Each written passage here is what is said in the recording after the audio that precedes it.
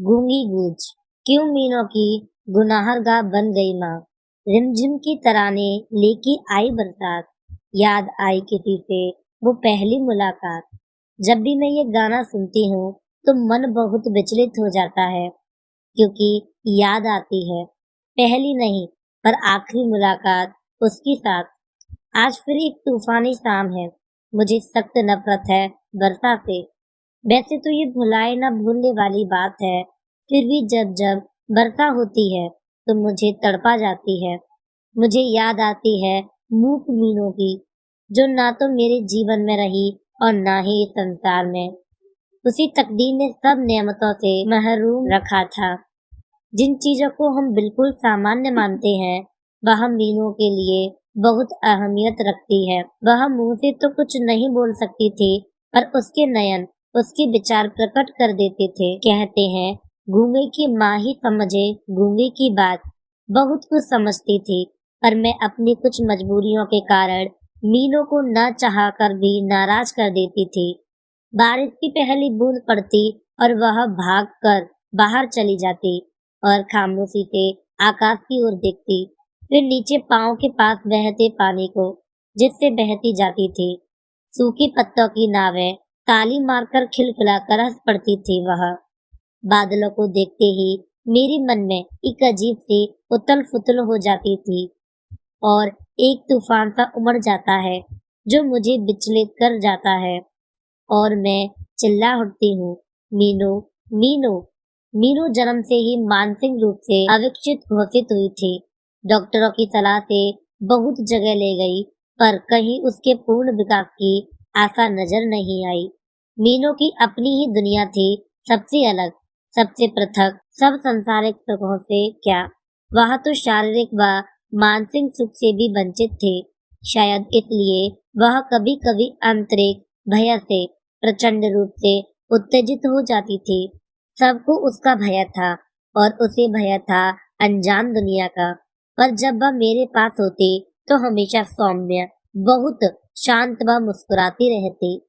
बहुत कोशिश की थी उस रोज की मुझे गुस्सा न आए, पर 6 वर्षों की सहनशीलता ने मानसिक दबावों के आगे घुटने टेक दिए थे और क्रोध शब्द का बांध तोड़ता हुआ उमड़ पड़ा था। क्या करती मैं? सहनशीलता की भी अपनी सीमाएं होती हैं।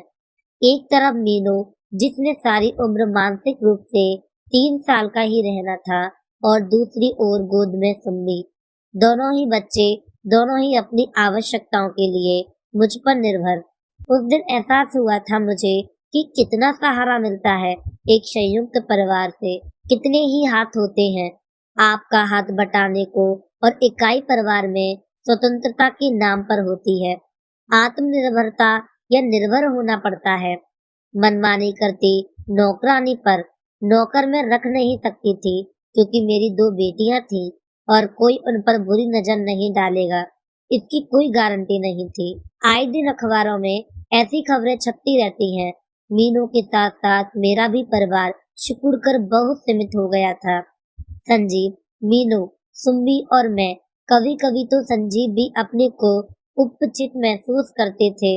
हमारी कलह को देखकर कई लोगों ने मुझे सलाह दी कि मीनू को मैं पागल खाने में दाखिल करा दूं और अपना ध्यान अपने पति और दूसरी बच्ची पर पूरी तरह दूं। पर कैसे करती मैं मीनू को अपने से दूर? उसका संसार तो मैं ही थी और मैं नहीं चाहती थी कि उसे कोई तकलीफ हो, पर अनचाहे ही सब तकलीफों से छुटकारा दिला दिया मैंने। उस दिन मेरा और संजीव का बहुत झगड़ा हुआ था। फुटबॉल का विश्व कप का फाइनल मैच था। मैंने संजीव से सुम्बी को संभालने को कहा तो उसने मना तो नहीं किया, पर बुरी तरह बोलना शुरू कर दिया।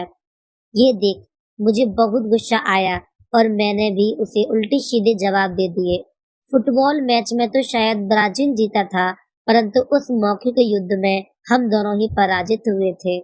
दोनों भूखे ही लेट गए और रात भर करवटें बदलते रहे। सुबह भी संजीव नाराज थे। वे कुछ बोले या खाए बिना दफ्तर चले गए। जैसे तैसे बच्चे को कुछ खिला पिलाकर मैं भी अपनी पीठ सीधी करने के लिए लेट गई। हल्की हल्की ठंडक थी। मैं कंबल लेकर लेटी ही थी कि मीनू जो खिलौने से खेल रही थी मेरे पास आ गई। मैंने हाथ बाहर निकाल उसे अपने पास लिटाना चाहा, पर मीनू बाहर बारिश देखना चाहती थी। मैंने 2-3 बार मना किया। मुझे डर था कि कहीं मेरी ऊंची आवाज सुनकर शम्मी न जग जाए। उस समय मैं कुछ भी करने के मूड में नहीं थी। मैंने एक बार फिर मीनू को गले लगाने के लिए वहां आगे की और उसने मुझे कलाई पर काट लिया।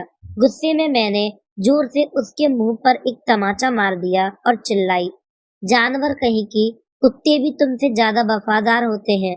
पता नहीं कितने साल तेरे लिए इस तरह काटने हैं मैंने अपनी जिंदगी के। कहते हैं दिन में एक बार जवान पर सरस्वती जरूर बैठती है। उस दिन दुर्गा क्यों नहीं बैठी मेरी काली जवान पर।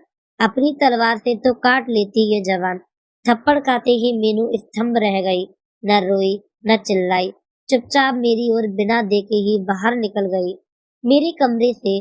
और मुंह फेर कर मैं भी फूट फूट कर रोई थी अपनी फूटी किस्मत पर कि कब मुक्ति मिलेगी आजीवन कारावास से, जिसमें बंधी थी मेरी कुठाएं। किस जुर्म की सजा काट रही हैं हम माँ बेटी। एहसास हुआ एक खामोशी का, जो सिर्फ आंतरिक नहीं है, भ्राय भी थी। मीनू बहुत खामोश थी। अपनी आंखें पहुंचती मैंने मीनू को आवाज दी। वहां नहीं आई, जैसे पहले दौड़कर आती थी। रूठ कर जरूर खिलौने पर निकाल रही होगी अपना गुस्सा।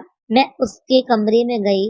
वहां का खालीपन मुझे दुत्कार रहा था। उदासीन बटन वाली आंखों वाला पिंचू बंदर जमीन पर मूक पड़ा, मानो कुछ कहने को तत्पर था, पर वह भी तो मीनू की तरह मूक व मौन था। घबराहट के कारण मेरे पांव मानो जकड़ गए थे, आवाज भी घुट गई थी। अचानक अपने पालतू कुत्ते भीरू की कू कू सुन मुझे होश आ गया। भीरू खुले दरवाजे की ओर जा कू कू करता, फिर मेरी ओर आता। उसके बाल कुछ भीगे से लगे। ये देख मैं किसी अनजानी आशंका से भयभीत हो गई। कितने ही विचार गुजर गए पल छिन में। बच्चे उठाने वाला गिरोह, तेज रफ्तार से जाती मोटर कार का मीनू को मारना। भीरू ने फिर कू कू की तो मैं उसके पीछे यंत्रवल चलने लगी। ठंडक के बावजूद सब पेड़ पौधे पानी की फुहारों में झूम रहे थे, मेरा मजाक उड़ा रहे थे। मानव जीवन पाकर भी मेरी स्थिति उनसे ज्यादा दयनीय थी। भीरू भागता हुआ सड़क पर निकल गया और कॉलोनी के पार्क में घुस गया। मैं उसके पीछे पीछे दौड़ी। भीरू बेंच के पास रुका। बेंच के नीचे मीनू सिकुड़कर लेटी हुई थी। मैंने उसे उठाना चाहा, पर वह और भी सिकुड़ गई। उसने कसकर बेंच का सिरा पकड़ लिया। मैं बहुत झुक नहीं सकती, हैरान परेशान मैं उधर उधर देख रही थी। तभी संजीव को अपनी ओर आते देखा। संजीव ने घर फोन किया, लेकिन घंटी बजती रही, इसलिए परेशान होकर दफ्तर से घर आया था। खुले दरवाजे पर सुम्मी को अकेला देख बहुत परेशान था कि मिसेज मेहरा ने संजीव को मेरे पार्क की तरफ भागने का बताया। बीबी अपना दरवाजा बंद कर आ रही थी। संजीव ने झुककर मीनू को बुलाया तो वह चुपचाप बाहर घिसट कर आ गई। मीनू को इस प्रजा देश का जिंदगी में सबसे बड़ा वह पहला धक्का लगा था, और मैं खुश थी कि कोई और बड़ा हादसा नहीं हुआ और मीनू सुरक्षित मिल गई। घर आकर भी वह वैसे ही संजीव से चिपटी रही। संजीव ने ही उसके कपड़े बदले और कहा, इसका शरीर तो तप रहा है, शायद इसे बुखार है। मैंने जैसे ही हाथ लगाना चाहा, मीनू फिर संजीव से लिपट गई और सहमी हुई अपनी बड़ी बड़ी आंखों से मुझे देखने लगी। मैंने उसे प्यार से पुचकारा, आजा बेटी, मैं नहीं मारूंगी, पर उसके दिमाग में डर घर का गया था। वह मेरे पास नहीं आई। ठंड लगी है, गर्म दूध के साथ क्रोसिन दवा दे देती हूँ, मैंने मायूस आवाज में कहा। सिर्फ दूध दे दो, सुबह तक बुखार नहीं उतरा तो डॉक्टर से पूछकर दवा दे देंगे, संजीव का सुझाव था। मैं मान गई और दूध ले आई। थोड़ा सा दूध पी मीनू संजीव की गोद में ही सो गई। अनमने मन से हमने खाना खाया। सुबह का तूफान थम गया था। शांति थी हम दोनों के बीच। संजीव ने प्यार भरे लहजे से पूछा, उतरा सुबह का गुस्सा? उसका ये पूछना था और मैं रो पड़ी। पगली, सब ठीक हो जाएगा, संजीव ने प्यार से सहलाया। मेरी रुलाई और फूटी मन पर एक पत्थर का बोझ जो था मीनू को तमाचा मारने का। मीनू सुबह उठी तो सहज थी। मेरे उठाने पर गले भी लगी। मैं खुश थी कि मुझे माफ कर, वह सब कुछ भूल गई है। मुझे क्या पता था कि उसकी माफी ही मेरी सजा थी। मीनू को बुखार था, इसलिए हम उसे डॉक्टर के पास ले गए। डॉक्टर ने सांत्वना दी कि जल्दी ही वह ठीक हो जाएगी, पर मानो मीनू ने ना ठीक होने की जिद पकड़ ली हो। 4 दिन बाद बुखार टूटा और मीनू शांति से सो गई, हमेशा हमेशा के लिए, चीर निद्रा में। मुक्त कर गई मुझे जिंदगी भर के बंधनों से। और जब भी बारिश होती है तो मुझे उलाहना सा दे जाती है और ले आती है मीनू का एक मूक संदेश। माँ, तुम आजाद हो मेरी सेवा से। मैं तुम्हारी कर्जदार नहीं बनना चाहती थी, सब ऋणों से मुक्त हूँ मैं। मीनू, मुझे मुक्त कर इस सजा से, यादों के साथ घुट घुट कर जीने मरने की सजा। अगर ये कहानी आपको थोड़ी सी भी अच्छी लगी हो तो हमें कमेंट बॉक्स में जरूर बताएं, और वीडियो अच्छी लगी हो तो वीडियो को लाइक और चैनल को सब्सक्राइब करना ना भूलें। और आप ये एक बहुत अच्छी वीडियो भी जरूर देखें। इसे देखने के लिए ऊपर दिए गए बॉक्स को टच करें।